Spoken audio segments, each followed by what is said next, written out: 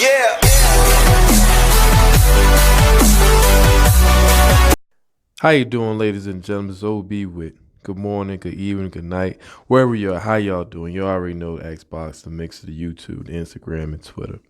You already know all that. You know what I'm saying? So all my new subscribers, old subscribers, my faithful subscribers, y'all already know what's up. I appreciate y'all. Make sure y'all subscribe, like, comment, share. You know, let's talk. They got the email right there also. Let me know what y'all think. Hit me up. Let's talk. Let's get right into this recap. That guy, 105 yards, one touchdown, QB rating 86.3. Can't happen anymore. But this guy, Rasheem Mostert, 19 carry, 146 yards, one touchdown, is my MVP player for that game for the 49ers. He was outstanding, and I appreciate everything that he did in that game. Also, shout out George Kittle with the blocking and Debo with that catch for, that 4-for-1 deep ball. Hey, boy did his job, and shout out to the defense for finally understanding how to stop Lamar Jackson. A little too late, but we figured how to stop him. But Rasheem Mostert, he really went out there and did his thing. Sorry, McKenna, I don't know how long can we keep you, but Mostert got to stay. He has to stay. He's a baller. So also Wilson Jr., man, they balling. Can't wait to have Breida back. But that game was a nail-biter for all the way to the end. I'm not mad at that loss. 2 games that we lost is combined 6 points. So you know we're not getting blown out when we lose. So that's the biggest thing. Hey, you win some, you lose some. There's nothing to cry about. Baltimore is a good team. We actually showed, Ingram's not the guy that he said he is. Only person I can honestly say showed up to that game was Lamar Jackson. The defense was kind of suspect, but at the end of the day, the rain and all that thing. Hey, it is what it is. It was a tough game. It was a tough fought game. But, hey, we clearly got to back to the run game, a great run game. We showed them what people can do on them. It is what it is. A 10-2. Seattle actually playing tonight. So shout out to the Vikings. I hope y'all win the game. But yeah, man, we out here. We getting everything done. That's the biggest thing, man. We were showing and proving. I know Sherm really wanted that game. He was playing his heart out, man. Everybody was playing their heart out. Shout out Warner also, man. Pro Bowl middle linebacker. He out there covering receivers, running backs, covering everybody, man. So shout out Fred Warner, man. Greenlaw, I seen you with slamming that. Hey, you almost suplexed him. Hey, it is what it is, though. And Ward, that wasn't a pass interference. Everybody got a right to fight for the ball. I'm not upset at that loss. Hey, like I said, things happen. We took that L. It's all about, like I said, it's not about how you fall. It's about how you get up. That's the most important thing. We on a four-game stretch. We got Saints, Falcons, Rams, and Seahawks. And then into the playoffs, y'all. That's what I'm really excited about. That's the huge thing I'm ready for right there. But yeah, like I said, great game. Lamar Jackson's a different breed. Hey, shout out Lamar Jackson. I'm not a hater. That's one thing I'm not. I'm a shout out when somebody's good, they good. But guarantee you, we will see you again. We're going to see you again. So with all that being said, 10-2, 17-20 final score in that game. Hey, shout out Garoppolo also. Even that 4th down, I felt like we should have ran it. But, hey, the pass is the pass. We move forward. We get into the Saints game. First, we're going to get into the injury report. Hey, what's going on, y'all? Y'all know what time it is. It's your girl, Brittany Burrell, here with your injury update as reported by NinersNation.com. Check it out. Shanahan expects to get Breida, Ford, and Staley back this week. San Francisco's 49er head coach Shanahan provided injury updates Monday afternoon on a conference call to the media. Shanahan is expecting the team to get back Matt Breida, D. Ford, and Joe Staley, all from injury to play against the New Orleans Saints Sunday. Lost in the Niners' defensive dominance is that they've done it mainly without getting a full game's worth of snaps without Ford, who they traded a second-round pick for and gave over $85 million to. That's a testament to the coaching staff. Shanahan was not optimistic that wide receiver Dante Pettis would return from a knee injury he suffered last Wednesday in practice. As for the injury suffered Sunday, Jones has an ankle sprain. Tart has a rib fracture. Both are day-to-day. Yes, you read that or you heard that right. Tart is day-to-day with broken ribs. It's more of a pain tolerance, and the only thing that will help is rest. Harris filled in admirably for Tart against the Ravens, but I fear he won't match up as well against the Saints. Not having Tart would be a big blow. Then again, Saleh could do some more shuffling in the secondary if he isn't confident in Harris and his coverage ability. Taylor has a ligament sprain and is out for a couple of weeks and possibly more. With Ford likely to play, they'll swap those two out on the active roster. Expect to see more Thomas and Armstead inside with Ford back. Versatility has been key to the 49ers' success. Now, Richard Sherman said that he play on Sunday. Shanahan said that Sherman's injury is similar to what Kittle went through and that he will not rule him out until the last minute. If Sherman's healthy enough to go, it'll be tough for us not to put him out there. Sherman reportedly had a severe limp during the postgame. He suffered a knee injury against Baltimore, but it only kept him out of the game for one play. I have a tough time imagining Sherman won't suit up. Shanahan said he'd rule out a normal person based on the eye test, but guys like Sherman usually find a way to get healthy and play. The head coach expressed confidence in Emmanuel Mosley if Sherman isn't able to play. Again, we got this from NinersNation.com. Appreciate you tuning in to Brittany's Injury Report. We got the Saints this week, y'all. They beat the Falcons 26-18. Drew Brees 18-30, 184 yards, 1 touchdown. Kamara 11 carries, 61 yards. Cook most yards. 3 receptions, 85 yards. Lattimore made all the most of the tackles. Eli Apple right behind him. 8 tackles, 1 assist. So I just want to put that out there. Just run through his stats with them. But you see they playing against a struggling Falcons team. And I'm not taking nothing away from the Falcons. You know, they're still a decent team. But I'm not feeling the Saints. I feel like, you know, our biggest kryptonite is scrambling quarterbacks. Even though Drew Brees can scramble, but he's not a Lamar. He's not a Russell Wilson. He's also not a Kyle Murray. So with our front, that pass rush, also getting D4 back,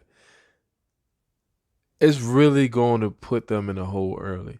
I'm not going to shout Green Bay game all over again right away, but me personally, I think Green Bay offense is a better fit than the Saints. I mean, they got Kamara and they have Mike, what's the boy name? The wide receiver, I forgot his name that quick. But they have him. And it's just a Green Bay all over again. Except the Saints, to me, have a better defense. Drew Brees and Aaron Rodgers, one and the same to me. It's just Drew Brees is a little, you know, sharper than Aaron Rodgers. But I see the same result. Just looking at the team, the Saints got a better defense, a better pass rush, and better corners. So what I'm looking for from the offense, our offense, is to bring back that run game that we did against the Ravens. Mostert, and he got to come out the gate hot. I mean, me personally, I love Coleman. I'm glad to have Breida back. Work Breida in slowly. I think we should start on Mostert. And Coleman, work him in also. But I think Breida should be a worked in back. Like, work him in slowly. Come off an injury. I want to see Mostert get more carries. I think he's if you look back at all the games and watch his runs, he's making like 4 or 5 yards a pop. The boy can run the ball.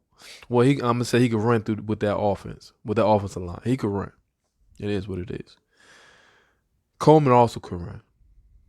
So I'm not taking nothing from Coleman. Breida been out for 2-3 games now. But most have stepped up, as well as Debo. They stepped up. You know, Kittle going to be Kittle regardless. Sanders going to be Sanders.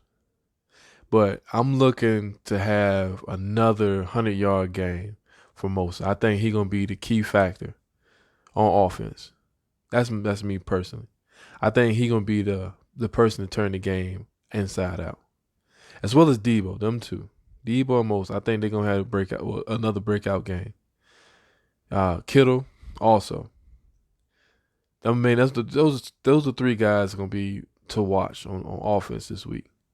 We in New Orleans, we're in the dome, so it's dry weather. Foot is not gonna be slipping. You don't gotta worry about the ball going through the gloves. You don't gotta worry about none of that. Garoppolo, all you gotta do is feed, throw. Stick to the basics. Having Breida back is a big plus. I'm not gonna take that away. It's a huge plus. Defense, same thing, Green Bay. That's all I gotta say. Same thing, Green Bay. That's all we gotta do. And that game is ours to win. Well, really ours to lose also if we act crazy like we don't got no sense. So with all that, I think it's gonna be a great game, but at the same time, forget it. I'm gonna say it. It's a Green Bay game all over again, fellas. Ladies and gentlemen, it's a Green Bay game all over. That our front is too powerful. Like I said, the kryptonite is a scrambling quarterback. That's our kryptonite. But I could see us beating the Saints. I'm just calling 11-2 right now. I'm calling it right now, 11-2. If you want to bet, drop your comments down at the bottom, and we could bet. If you want to go against this, I'm betting you right now. Now let's get into the prediction. I'm seeing this game being, I'm not going to say a blowout to the point where, like I said, Green Bay, but it's similar to Green Bay. I'm going 31-3. And it's not no disrespect to Drew Brees. It's none of that. I'm not disrespecting Drew Brees, but I just feel like that this is a bounce back game. It's a revenge game. We coming off a loss that I feel like we should have won, but right now we should be undefeated, but it is what it is. But I think this game going to be, like I said, a redemption game. A statement game, another statement game. They 10-2, we 10-2. We're not trying to drop. We're not trying to drop number 2 or 3. We want to go into the postseason with that number 1 seed, having that bye week, get ourselves together, regroup, and get out there and win the ball game. So, like I said, this game right here is a redemption game. So, like I said, it's going to be a good game, even though I say 31-3, it's still going to be a good game. But at the same time, it's like I don't see them putting up crazy numbers because we can stop the run game. That's the biggest thing. We can and we will stop the run game. We don't have to worry about Drew Brees doing all that crazy stuff like Lamar Jackson or Kyle Murray or Russell Wilson. So with that being said, it's going to be a tough game for him. That front going to come in. That pocket's going to collapse. We're going to plug the gaps. Sherman going to lock down. Michael Thomas, I couldn't think of his name now. I know. Michael Thomas. And who else? We got Ted Ginn or something like that. We don't got to worry about none of that. That's like we took Hollywood Brown totally out the picture against the Baltimore game. These shorter receivers going to have difficult times going against our big corners. Like I said, I hope Tart back, but Tart back, fracture ribs. But we should be all right. Because we still got Marcel Harris. I mean, he showed promise in the last game. Stripping Lamar Jackson, giving him his first fumble, I ain't say career of the year. So it shows promise. He shows promise. If Tart can't go, I feel comfortable with him. Witherspoon still, he's still finding himself. Mosley, he also can go. Mosley, if Sherm can't go, he day by day to day. If we can't go, we got Mosley. So we got people in position to get the job done. It is what it is. So I appreciate y'all for staying tuned this long. Make sure you subscribe, kill that like button, like, comment, share, send it to somebody.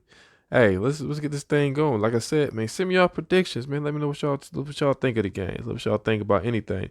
Just hit me up, man. You already know it's TMQ OB Wit. Hey, shout out Brittany Burrell for the injury report. She been the best. She really helped me out a lot, especially getting everything together. So I want to shout her out. Shout out my old subscriber, my new subscriber, my faithful subscribers. Because one thing I got to say, my subscribers is better than y'all subscribers. We're great. Let's build this, man. Let's continue building. Keep getting more people subscribing. And let's get this channel going, man. Let's really do it. And shout out to my 49er faithful. It's brick by brick, quest for 6. So we gotta get this season rolling, man. Like I said, we got a good team this year, man. A great team. We can't win them all. It's all about winning that last one. That's the only thing that really matters. Like I said, once again, good night. I appreciate y'all. Good morning, wherever y'all at. Good afternoon, wherever y'all at. Thank you so much for staying tuned this long and subscribe to me. I really appreciate it. I'm gonna keep trying to put out content every Monday. All season it'll be a little different, but I'm still gonna try to put out everything I can put out. Just stay tuned with me. Stay tuned with me. That's my new thing. Stay tuned with me. So let's get it out there. Get the sharing, get the liking, get the commenting, get the follow on Instagram and Twitter. Hey, we gotta know each other, man. It's TMQ.